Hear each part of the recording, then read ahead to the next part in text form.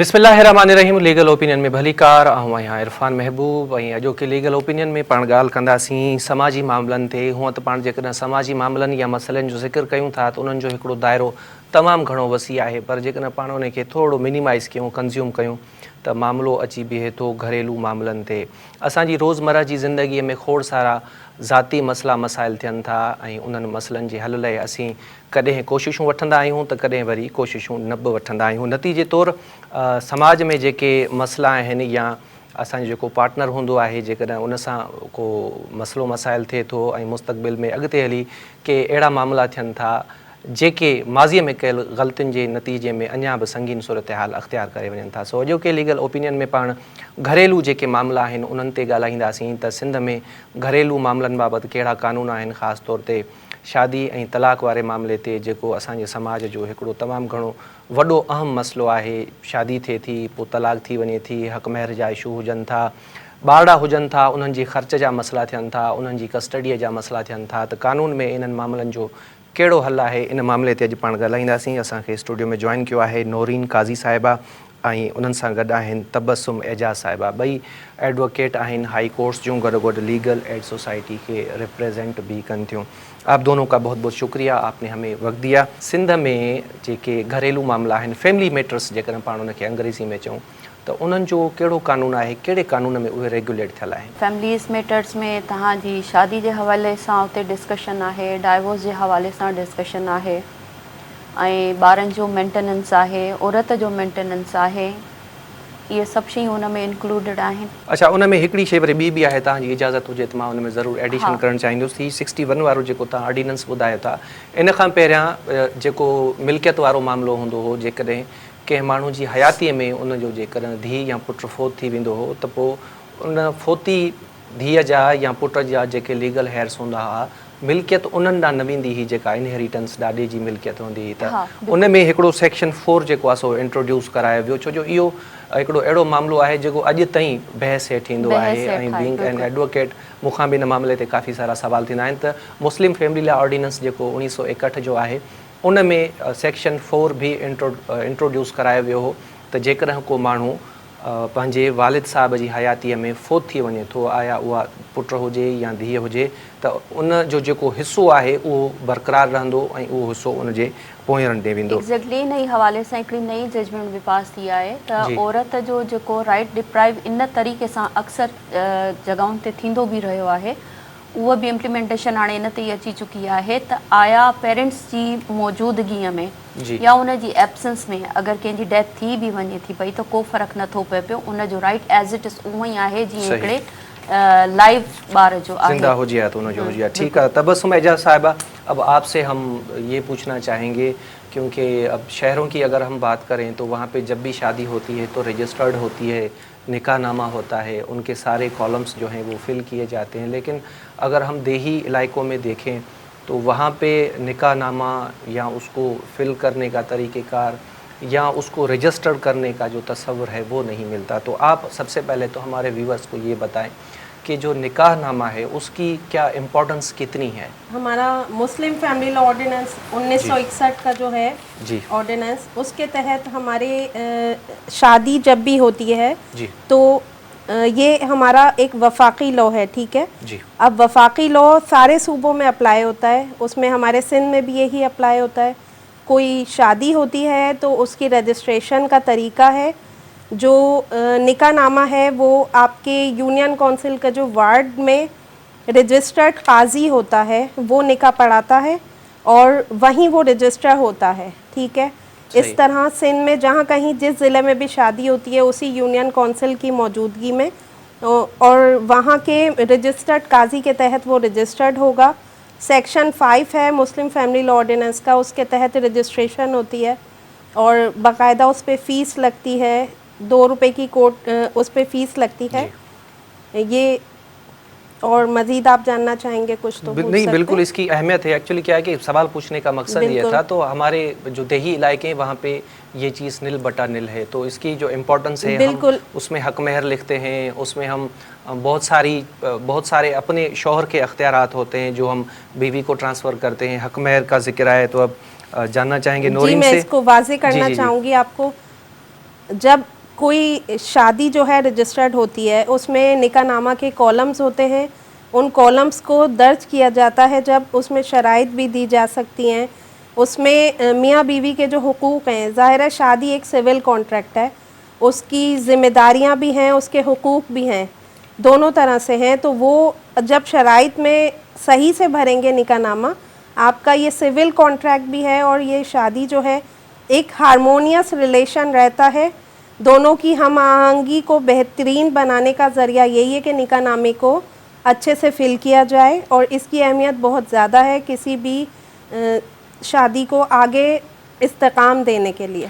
अच्छा, अब शराइत की बात आई है तो अक्सर शादियां जब होती हैं तो उसमें काफ़ी सारी ऐसी शराइत होती हैं जो कि कानून से मुतज़ादम होती हैं या शरीयत से मुतज़ादम होती हैं। फ़र्ज़ कर लेते हैं हम कि भाई अगर शौहर दूसरी शादी करेगा तो उसको 30 लाख रुपए जुर्माना देना है या 50 लाख रुपए जुर्माना देना है। तो जो ख़वातीन हमें सुन रही हैं या शौहर जो हमें सुन रहे हैं, क्या कहना चाहेंगी? ये इस तरह की जो शराइत होती हैं वो लीगल हैं, इलीगल हैं?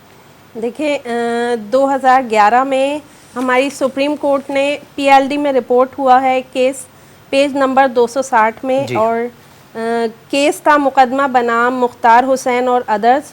इसमें ये था कि निकाहनामे की शिक नंबर 18 और 19 में मर्द के तलाक देने के हक़ पे जो शराइत लगाई जाती हैं तो पार्टीज़ यही कर रही होती थी। फिर इस जजमेंट में ये चीज़ डिसाइड हुई है कि जो 18 और 19 की शराइत है मर्द के तलाक के हक़ पे पाबंदियां लगाना, तो इसको फितरत के भी बिल्कुल मुतज़ाद है और मफाद आमा के भी ख़िलाफ़ है। ऐसी शराइत कोर्ट ने ये चीज़ लिखी है इस फैसले में कि ऐसी शराइत अगर लिखते हैं, अगर लड़की उससे कहती है कि मैं अपनी फ्यूचर की स्टेबिलिटी चाहती हूँ, फाइनेंशियल स्टेबिलिटी चाहती हूँ, और ऐसी शराइत कुछ ऐड कर दें, अगर मुझे ये छोड़ता है मर्द उसके बाद मेरा क्या फ्यूचर हो सकता है।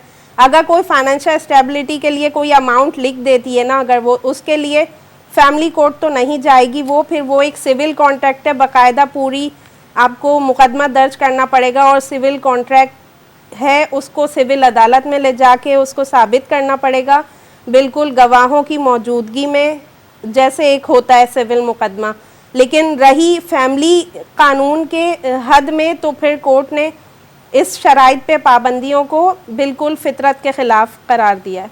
ठीक है नौरीन, अब हाणे तलाक जी जॾहिं ॻाल्हि थिए थी त पोइ हिकिड़ी शइ असां ॿुधाइणु चाहियूं पंहिंजे नाज़रीन खे त पाण ॿुधंदा आहियूं हिकिड़ो तलाक जो टर्म हूंदो आहे, ॿियो हूंदो आहे खुला जो टर्म। त what is the difference between खुला एंड डिवोर्स? ये केरु केरु एक्सरसाइज करे सघे थो?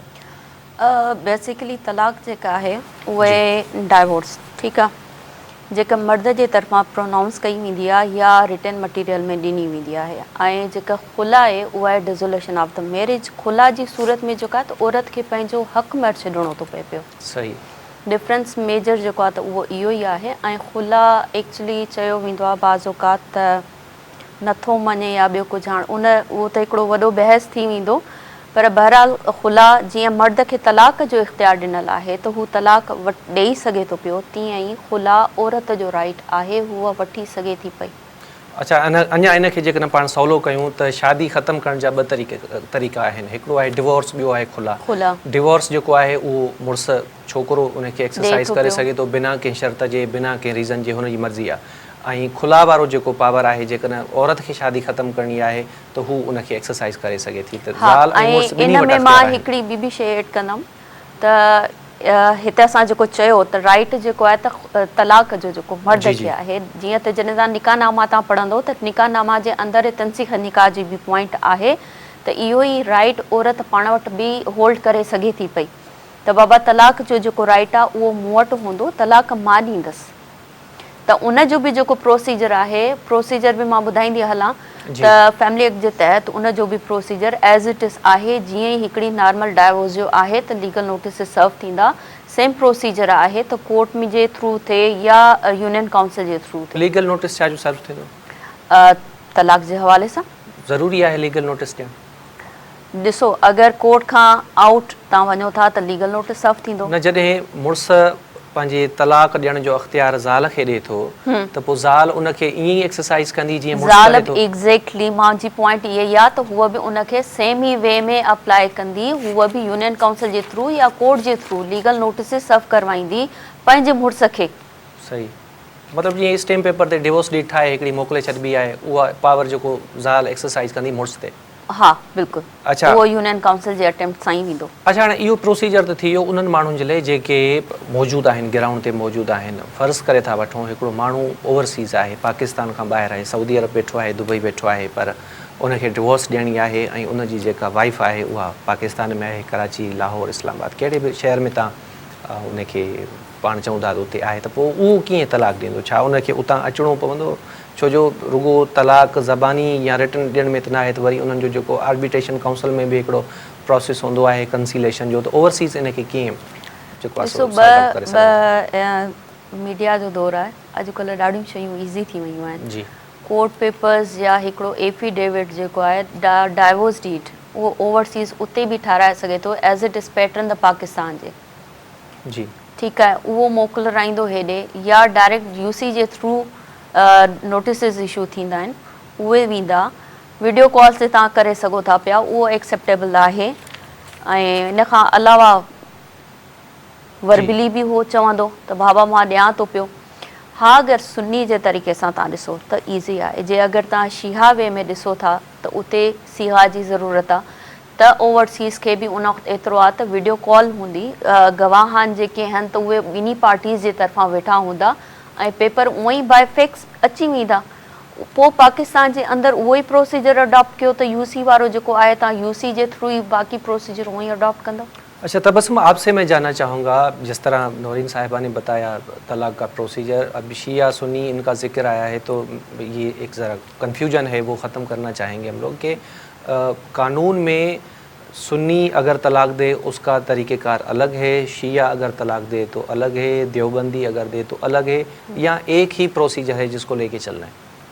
देखिए, तलाक की प्रोनाउंसमेंट के लिए अगर आप शिया मसलक की बात करें तो सीगे पढ़े जाते हैं। हम कानूनी पॉइंट ऑफ व्यू से समझना चाह रहे हैं। कानूनी पॉइंट ऑफ व्यू से ना, तलाक का जो प्रोसीजर है, मुस्लिम फैमिली लॉ ऑर्डिनेंस 1961 ही उसका सेक्शन 7 बयान करता है कि तलाक जब दी जाएगी तो रिटन होनी चाहिए, विटनेसेस की मौजूदगी में होनी चाहिए, और उसकी एक कॉपी जो है बीवी को दिएगा हस्बैंड, एक कॉपी जो है उसकी यूनियन काउंसिल में डिलीवर करेगा। ये उस पर कानूनी पाबंदी है, ठीक है, किसी भी मसलक का हो ऐसे ही करना है। फिर यूनियन काउंसिल में जाने के बाद वो 90 दिन बाद उसको इफ़ेक्टिव हो जाती है, 90 दिन बाद मुकम्मल होती है वो, ये इद्दत पीरियड होता है।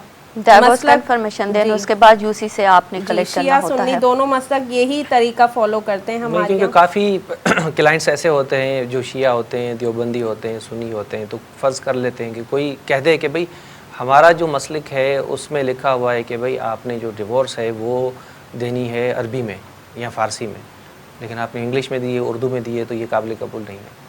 नहीं, ऐसी कोई कदगन नहीं है, कानून इस पर खामोश है, लेकिन लिखाई होना ज़रूरी है। जिस भी ज़बान में वो देते हैं, लिखते हैं, उसमें वो जाहिर सी बात है उसको वो दस्तावेज़ की शक्ल में लाएंगे।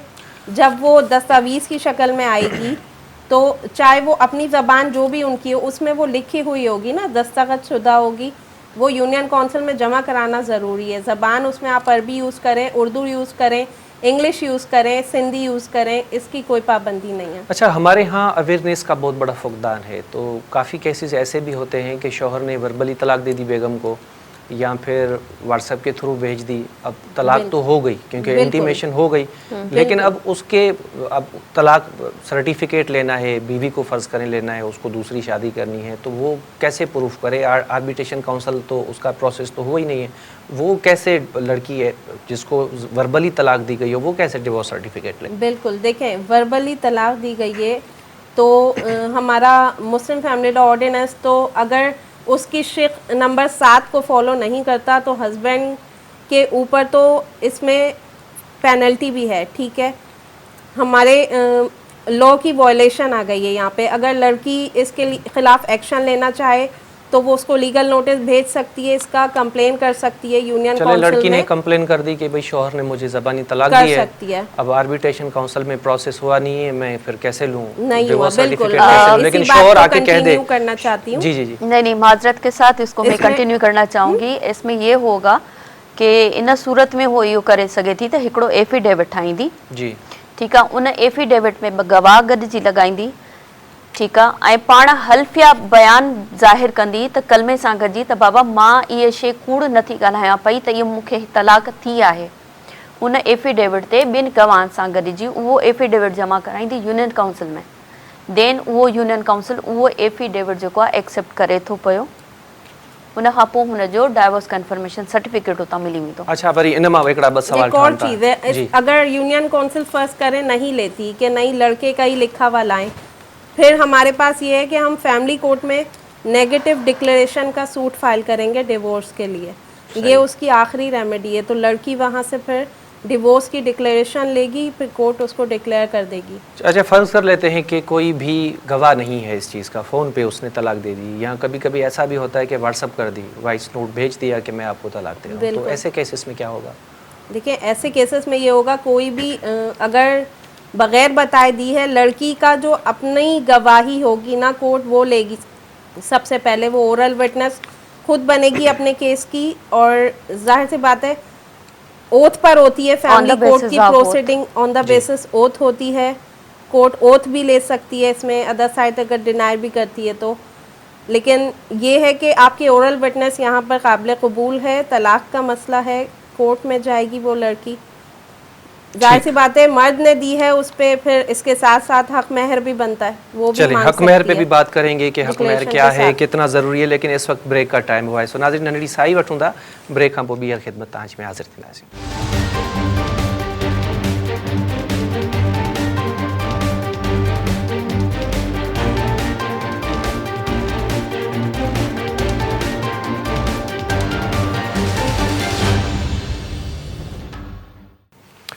वेलकम बैक नाज़रीन। ब्रेक खां पहिरियां पाण ॻाल्हि पई कई शादी ऐं तलाक वारनि मामलनि ते, ऐं इन ॻाल्हि ॿोल दौरान ई हिकिड़ो ज़िक्र छड़ियो हक महर जो, त हक महर जी केतिरी इम्पोर्टेंस आहे, इन बाबत तव्हांखे ॿुधाईंदासीं। तबस्सुम साहिबा, आपसे पूछना चाहूँगा कि हक महर जब शादी होती है तो हक महर लड़की की तरफ से लिखवाया जाता है। अब शहर में थोड़ी बहुत अवेयरनेस है इस सिलसिले में कि हक महर क्या है, लेकिन देही इलाकों में नील बटा नील, औरत से पूछा भी नहीं जाता कि भाई आप हक महर में क्या लिखवाना पसंद करेंगी, बस अब्बा ने लिखवा दिया या जो दूल्हा बोल रहा है बस वो लिख दो, खुशी होती है उस टाइम, भाई लिख दो। तो हक महर की अहमियत है क्या, और कौन कौन सी चीज़ें हैं जो हक महर में मांगी जा सकती हैं, और कानून में इस हवाले से कितनी सख्ती, कितनी नरमी या कितनी अहमियत है?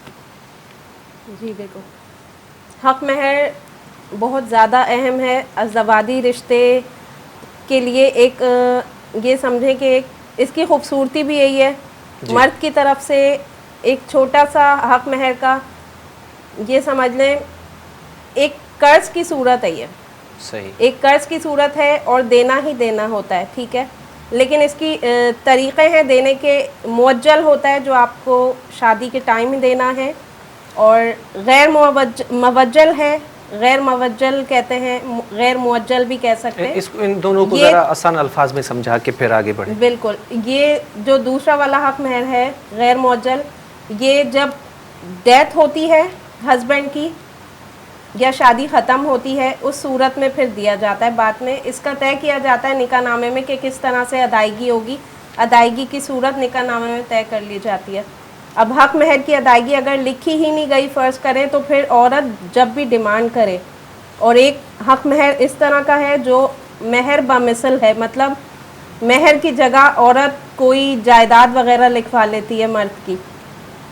जी जी, तो महर बामिसल आजकल बहुत ज़्यादा चल अच्छा रहा अच्छा, है। फ़र्ज़ कर लेते हैं एक 18-19 साल 20 साल के लड़के ने शादी की, अब उस बेचारे के पास जायदाद तो होती नहीं है, लेकिन अब्बा फ़र्ज़ कर लेते हैं कि अमीर है, और लिखवा दिया निकाहनामे में कि भाई अब्बा का वो फ्लैट है जो, या इतने एकड़ ज़मीन है, वो जो है हक महर में हमने लिख दी, लेकिन वो तो लीगली तो दूल्हे के नाम पर ही नहीं है। तो ऐसे केसेस में क्या होगा, क्या इम्पोर्टेंस है इसकी?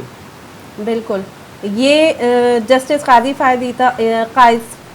फाइज़ ईसा और जस्टिस तारिक मसूद की 2011 की जजमेंट थी उसमें ये बेंच ने डिसाइड किया था कि ऐसा कोई हक महर जिसमें कि हस्बैंड के नाम पे ही नहीं है जायदाद, तो वो ऐसी जायदाद क्लेम नहीं कर सकती। हक महर में भले लिखा गया हो, उसकी जो पार्टीज़ की इंटेंशन ये है कि हक महर के बदले देना है, ठीक है, जायदाद हस्बैंड के नाम पे नहीं है तो ससुर की जायदाद तो उसे नहीं मिल सकती कानूनी तौर पे। इसका कोर्ट ने हल ये निकाला कि उस जायदाद के जो भी रकम बनती है ना, मालियत, वो मालियत हस्बैंड उसको अदा करेगा। सही जी। इसमें मैं एक और चीज़ एडिशन करना चाहूँगा। ऐसा ही एक केस था सुप्रीम कोर्ट में, जो मेरा ख्याल है कि लास्ट ईयर डिस्पोज ऑफ हुआ था। वो उसका तो शौहर भी मर गया, सास ससुर भी मर गए। उसमें भी जस्टिस काजी फायजी साहब ने एक प्रिंसिपल सेट किए थे कि अगर इस तरह के केसेस में ससुर के दस्तखत हैं निकाहनामे पे, फ़र्ज़ कर लेते हैं कि भाई हक महर में मैंने कराची के क्लिफ्टन में ये वाला जो फ्लैट है वो दे रहा हूँ, वो मेरा नहीं है लेकिन मेरे फादर का है, तो अगर उस कॉलम पे मेरे फादर के दस्तखत हैं तो फिर अदालत कह रही है कि आप उसको देने के पाबंद है। हाँ, अच्छा नौरीन साहिबा, इन में ही एडिशन हिकिड़ो ॿियो सवाल आहे त निकाह हक महर में जेका मिल्कियत लिखिजे थी हाणे लीगली त थी वई छोकिरीअ जी। हाणे इन बहस में पाण नथा वञूं त उहा छोकिरे जी आहे न आहे, फ़र्ज़ करे था वठूं छोकिरे जी मिल्कियत आहे ऐं हू पंहिंजी ज़ाल खे हक महर में ॾेई थो छॾे, त पोइ प्रॉपर्टी जेका ट्रांसफ़र थींदी आहे, फ्लैट आहे, ज़मीन आहे, प्लॉट आहे, गाॾी आहे, कुझु बि आहे, उनजो जेको ट्रांसफ़र जो तरीक़ेकार आहे त उहो वरी उनखे रजिस्ट्रार हेॾे होॾे भॼणो पवंदो या सफिशेंट आहे त हक महर वारे खाने में लिखियलु आहे हीअ प्रॉपर्टी? न सफिशेंट त ख़ैर चई बि सघिजे थो पियो, पर ट्रांसफ़र त वरी बि उन ई नाले ते थींदी नी। सही, एज़ पर ट्रांसफ़र एक्ट जे तहत हुनखे ट्रांसफ़र कराइणी हुई आहे हुन जे नाले ते, निकाहनामे जी बुनियाद ते कराए सघे, निकाहनामे जी बुनियाद ते कराए सघिजे थी पई। अच्छा, हाणे तलाक वारे टॉपिक खे त पाण डिस्कस करे आया आहियूं, पर हिकिड़ो सवाल मुंहिंजे ज़हन में अची वियो आहे जेको मूंखां बि पुछियो वेंदो आहे, तव्हां खां बि यकीनन पुछियो वेंदो हूंदो, त हिकिड़ो आम तासुर आहे असांजे मुआशरे में त प्रेगनेंसी में तलाक न थींदी आहे। हा, कानून छा थो चए, थींदी आहे न थींदी आहे या कानून इद्दत पीरियड टिगो थी वेंदो आहे? न न, कानून बि उन ई हिसाब सां चए थो पियो, छो जो असांजो जेको कानून आहे, माण्हू बाज़ औक़ात इहा ॻाल्हि विसरी वेंदा आहिनि त असां इस्लामिक रिपब्लिक पाकिस्तान में था रहूं पिया, मुस्लमान आहियूं, त असांजो जेको कानून आहे उहो बि मुस्लमाननि जे तहत आहे, क़ुर शरीफ़ जे ई लागू थींदड़ ई शयूं आहिनि, त जेको असांजो ऑर्डिनेंस हले थो पियो उहो बि उन ई हिसाब सां थो हले पियो। जी, सो सूरे निसा जे मुताबिक़ भी इहा ई शइ आहे त असांजे कानून में बि उहा ई शइ आहे त जेसि ताईं औरत प्रेग्नेंट आहे, मीन्स की हुनजो रहम जेसि ताईं एम्प्टी नथो थिए पियो तेसि ताईं हुन ते तलाक लागू नथी थिए पई। जेसि ताईं उहो ॿारु डिलीवर थिए थो पियो, डिलीवर खां पोइ जेसि ताईं यूट्रस क्लियर नथो थिए सूर निसा जी बनिस्बत, तेसि ताईं हुन ते तलाक लागू न आहे। सो असांजो लॉ बि इहो ई आहे त जेसि ताईं ॿारु डिलीवर नथो थिए पियो उन खां पोइ हुनजो 90 डेज़ जो टाइम पीरियड इद्दत शुरू थिए पियो। मतिलबु पाण ईअं खणी चऊं त तलाक हूअं जेको आम तरीक़ेकार आहे कानून में त तलाक ॾिजे थी, उनजो 90 ॾींहंनि जो पीरियड आहे इद्दत जो, पर जेकॾहिं ज़ाल प्रेगनेंट आहे त जेसीं ताईं ॿार जो बर्थ नथो थिए पोइ उहो 7 महीना हले, 8 महीना हले, 1 ॾींहुं हले या 2 ॾींहं हले, त इद्दत पीरियड ॿार जी बर्थ सां उहा उन ते ई डिपेंड आहे। हा, जेकॾहिं ॿार हिकिड़े हफ़्ते में जनम थिए थो त उहा उनजी इद्दत उन खां पोइ टाइम पीरियड शुरू थींदो। सही। अच्छा, 3 तलाक वारो जेको मामिलो आहे इन ते काफ़ी मुंझारो रहियो आहे, असां वकीलनि में बि काफ़ी डिस्कशन थींदी आहे, पर आम माण्हू इन ते ॿुध तरह जो शिकार हूंदो आहे त जेके 3 ट्रिपल डिवोर्स ॾिबी आहे उहा कीअं ॾिबी आहे, छा हिकु ई टाइम जेकॾहिं असां 3 मरतबा प्रोनाउंस कयूं उहा डिवोर्स सॾिबी, या हिकु दफ़ो सिंगल असां लिखी था ॾियूं उहा जेको आहे सो तलाक सॾिबी? बहितरीन सवाल आहे। एक्चुअली 3 दफ़ा तलाक ॾियणु त थी त वरी बि तलाक ई वई, सही, ठीकु आहे, पर वरी इहो ई मां चवंदसि त तव्हां क़ुर शरीफ़ सां गॾु अगरि शयूं खणी हलो त उन हिसाब सां तलाक लाइ बि हुकुमात अहसन तरीक़े सां ॾिजे। हिकिड़ी तलाक, उन खां पोइ 1 महीने जो टाइम पीरियड, ठीकु आहे, मीन्स के औरत जो हैज़, उन खां पोइ 2nd तलाक, 2nd हैज़, 3rd तलाक, 3rd हैज़, उन खां पोइ उहो उन ते अफेक्टिव आहे। जे अगरि हिकिड़ो मर्द एट टाइम उनखे 3 तलाकूं ॾेई थो छॾे त बज़ाहिर वरी ॻाल्हि उहा ई ईंदी मसलक जे हवाले सां शिहा सुनी या देवबंदी या इहे सभु शयूं उन जे हवाले सां थी वेंदो, पर अगरि एज़ पर लॉ तव्हां हिन खे ॻाल्हि खणी अचो त त पोइ बि हुनखे 90 डेज़ जो टाइम पीरियड आहे। वो भले हिकु दफ़ो लिखी ॾे या 10 दफ़ा लिखी इसमें ॾे। एक बेशक चीज़ मैं ऐड छा आहे त करनी हुन चाहूंगी। जॾहिं 3 दफ़ा जॾहिं हुन इहा तलाक ॾिनी उहा सही। हिकिड़ी तलाक काउंट थींदी। हुनखे 90 डेज़ जो टाइम पीरियड आहे। अगरि इन 90 डेज़ जे टाइम पीरियड में as per arbitration act UC जे थ्रू अगरि हुननि रिकनसाइल नाहे कयो त इहा तलाक उन औरत ते अफेक्टिव थी वेंदी। पर जे इन विच में हो रिकनसाइल करे वठनि था पिया, रुजू करे था वठनि था पिया, त पोइ इहा हिकिड़ी तलाक काउंट थींदी। पोइ औरत जे मथां 2 तलाक वाजिबु रहंदियूं। बेसिकली दीन जे मुताबिक़ बि एतिरो आहे त तलाक औरत जे लाइ वार्निंग आहे। सही समझो हुनखे इहा हिकिड़ी वार्निंग मिली चुकी, बाक़ी हाणे 2 वार्निंग अटेम्प्ट जी। तो बस आप कुछ ऐड करना चाह रही थी, फिर एक मैं सवाल कहना है वो चाह भी रही मैं थी, ऐड जैसे करूंगा इसमें। इन्होंने कहा कि हैज़ हैं, 3 हैज़ अगर औरत को होते हैं तो 3 मुद्दत पूरे हो गए इद्दत के। ये उस सूरत में अगर औरत को हैज़ होते हैं, अगर हैज़ नहीं होते तो फिर 90 दिन का पीरियड है, सही। फिर 3 माहवारी वैसे है, और वरना हैज़ 3 काउंट होंगे। अच्छा, एक चले ये वाला सवाल मैं बाद में पूछता हूँ, क्योंकि एक जिक्र ये भी था कि भाई 39 डेज़ की जो है वो इद्दत होती है। ख़ास तौर पे पाकिस्तान तहरीक इंसाफ के जो बानी चेयरमैन हैं उनका जब केस चला था तो ये जिक्र छिड़ा था। लेकिन एक चीज़ जो है वो क्लियर करना चाहेंगे हम कि 90 दिन जो होते हैं वो होते हैं इद्दत के। तो जो डिवोर्स होती है वो इफ़ेक्टिव 90 डेज़ के बाद होगी। अगर 90 डेज़ से पहले इनकी कंसीलेशन हो जाती है तो उसके पास अभी भी 3 डिवोर्स एक्सरसाइज करने का राइट बचता है। ऐसा ही है? सॉरी, इसको 3 हम डिवोर्स इद्दत वर्ड नहीं, नहीं 2 कहेंगे। डिवोर्स। जी। तीसरी के बाद तो फिर रुखसत ही रुखसत है। कुरान बहुत साफ कह रहा है तलाक 2 बार है, तीसरी बार फिर रुखसत है। लेकिन या रोक लो जी। सीधे तरीके से या जाने दो।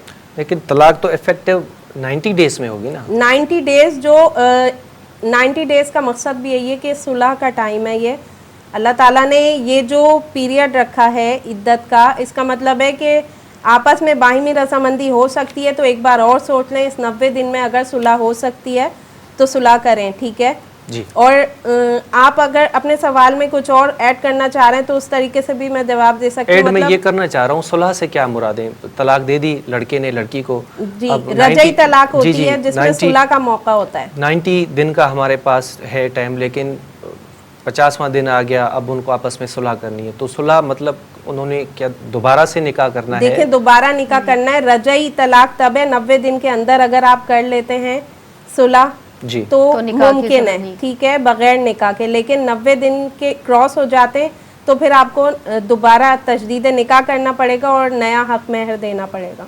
अच्छा, एक कुछ खवातीन खुला लेती हैं, तो खुला के बाद अगर वो अब 90 डेज़ का दिन भी चला गया, खुला एक डिवोर्स जो है वो इफेक्टिव हो गई, अब अगर वो रिज्वाइन करना चाहें उसी खुला शौहर पे को, भी साइटेशंस मौजूद हैं सुपीरियर कोर्ट्स की। खुला जो है एक बाइन तलाक है और हमारे मुस्लिम पर्सनल लॉ में भी ये चीज़ डिफाइन है। खुला एक बाइन तलाक है, मतलब एक खुला 90 दिन पूरे हो जाते हैं, 91वें दिन के बाद से दोबारा से निकाह करना पड़ेगा।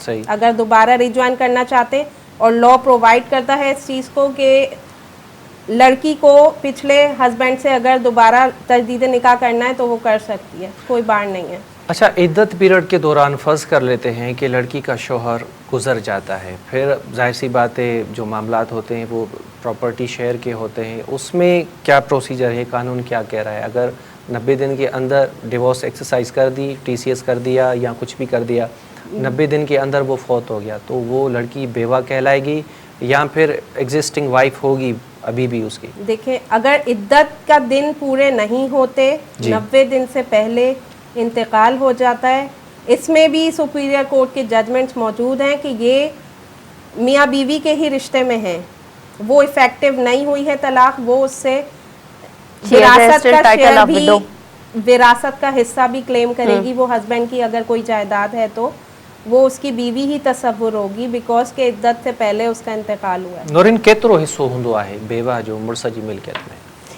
बेवा जो 1/4 आहे। जे अगरि हुनखे ॿार आहिनि त, जे ॿार न आहिनि, इशूलेस आहे त 1/4 थींदो। ऐं माज़रत सां गॾिजी तव्हांजे हिन सवाल खे मां थोरो जी जी जी एडिट करणु चाहींदमि त अगरि तलाक थी वञे त उनखे रीजॉइन करे सघिजे थो पियो, वापसि निकाह थी थो सघे। त असां वटि हिकिड़ो कॉन्सेप्ट इहो आहे हलाले जो। जी जी जी ठीकु आहे, त असांजो कानून हलाले खे नथो मञे पियो, न असांजे क़ुर शरीफ़ में किथे बि इस्लाम में हलाले बि जे नाहे हवाले ज़िक्र। सां लिखियलु आहे। सो इन करे इहा जेका प्रैक्टिस हले थी पई हुनखे न एक्सेप्ट कयो वञे। जस्ट सिंपली निकाह जे लाइ चयल आहे त तव्हां अगरि रीजॉइन करणु चाहियो था त वापसि सिंपली निकाह थींदो। ऐं रहियो तव्हांजो सुवाल हिसे जो, त अगरि औरत इशूलेस आहे, इशूलेस मीन्स की अगरि हुनखे को ॿार न आहे या का पुट जी औलाद न आहे त उनजो हिसो आहे 1/8 ऐं अगरि औलाद अथसि 1/4। सही। अच्छा, जेकर मुड़ुस खे ॿी शादी करणी आहे त उनजो छा इजाज़त वठणु ज़रूरी आहे? हा, अवल त इजाज़त लाज़मी वठंदो, पर खोड़ वीचारा अहिड़ा हूंदा आहिनि जिनखे इजाज़त नथी मिले। पहिरियों त इजाज़त जो तरीक़ेकार ॿुधायो, पोइ वरी जेके माण्हू ॾिसनि था उन्हनि खे ॿुधायूं था जेकॾहिं इजाज़त न मिले त छा कयो तव्हां? न वीचारा उहो ई न चवनि त असां मामा लालू बणिजी विया आहियूं, इजाज़त नथी मिले पई। 4 शादी बिल्कुलु हुनजो हक़ आहे, बशर्ते 4 खे इक्वल करे हलाइण जो बि मर्द में उहा क्वालिटी सलाहियत हुजे त। बहरहाल अगरि फर्स्ट वाइफ तव्हांखे इजाज़त नथी ॾिए पई त सेकेंड जे लाइ तव्हां यूनियन काउंसिल ॾे एप्लीकेशन मोकिलियो था पिया, पोइ यूनियन काउंसिल तव्हांजी वाइफ ॾे just like a legal notice मोकिलींदी आहे, इंटीमेट कंदी आहे। सही। परमिशन न वठंदी, इंटीमेट कंदी त बाबा तव्हांजो हस्बैंड ॿी शादी करे थो पियो, तव्हांजो रिएक्शन या तव्हांजो जवाबु या तव्हां अची मुसालिया कयो त अगरि तव्हां ॿिन्हिनि जे विच में कोड़ो तालुकात आहे, को ग्रेवेंस आहे त उहो हॉल कयो वञे। ऐं जे अगरि अॻिलो पंहिंजे ई शौक़ में करे थो, हुन ज़ाल मां बि ख़ुशि आहे, हुनखे बि रखणु चाहे थो त यूसी जेका हुनखे परमिशन ॾिए थी पई। जेकर को फ़क़ीर माण्हू नथो वठे परमिशन, ईअं करे थो छॾे ॿी शादी, हा, पोइ उन वीचारे जो छा थींदो? उन वीचारे जे ख़िलाफ़ कानूनी कार्रवाई आहे त पहिरीं ज़ाल जी परमिशन जे बग़ैर हुन छो कई आहे, FIR 5 साल जी सज़ा विद फाइन। ओहो, 5 साल? जी। अच्छा, पोइ शादी त हुनजी क़ाइमु रहंदी न, 5 साल खणी? हा, शादी क़ाइमु रहंदसि। शादी क़ाइमु रहंदी, पर जेकॾहिं इहा लीगल प्रोसीजर जी भञकड़ी करे थो ऐं परमिशन नथो वठे त पोइ उनजे ख़िलाफ़ पोइ त लाज़मी आहे हुन लाइ कानून जी उनजी डायरेक्ट FIR थींदी? Direct FIR। ठीकु आहे। अच्छा, निकाहनामे जी पाण ॻाल्हि कईसीं, हिकिड़ो सुवालु मुंहिंजे ज़हन में हुयो, वरी तव्हां खां पुछंदुसि त निकाह जॾहिं थिए थो, निकाहनामो लिखिजी थो वञे, हक़ महर बि पाण फ़र्ज़ु करे था वठूं या शर्तूं उहे तय थी थियूं वञनि, पर बाद में वरी पार्टियुनि खे अहसासु थिए थो यार हक़ महर जेको आहे इहो थोरो लिखायो आहे असां, ऐं हक़ महर खे हाणे असां वधायूं, ऐं उन ते ज़ाल बि एग्री आहे, उन ते मुड़ुस बि एग्री आहे, त पोइ उन में मॉडिफिकेशन कीअं थींदी? बेसिकली हक़ महर इन करे त चयो आहे त सोचे सम्झी लिखो। ठीकु आहे, बाद जी मॉडिफिकेशन इहो आहे त वरी अगरि ॿिन्हिनि जी बाहमी रज़ामंदी आहे त उहे अलॻि सां एग्रीमेंट थी सघे थो, पर निकाह में तब्दीली न थींदी, निकाहनामे में। ठीक है, नौरीन काजी साहिबा, तबस्सुम एजाज साहिबा, आप दोनों की बहुत बहुत शुक्रिया। ये मामलो जो है डिबेटेबल है, न ते ॻाल्हाए सघिजे थो, पर असांजे प्रोग्राम जो वक़्तु आहे उहो पंहिंजी पुॼाणी थो पियो अचे। उम्मीद कयूं था त हीउ प्रोग्राम अव्हांजे लाइ ज़रूरु लाभाइदो थियो हूंदो। इंशाअल्लाह अॻे हफ़्ते वरी कंहिं नए टॉपिक नए महिमान सां गॾु हाज़िर थिबो। मूंखे ॾींदा इजाज़त। अल्लाह ने के बाद।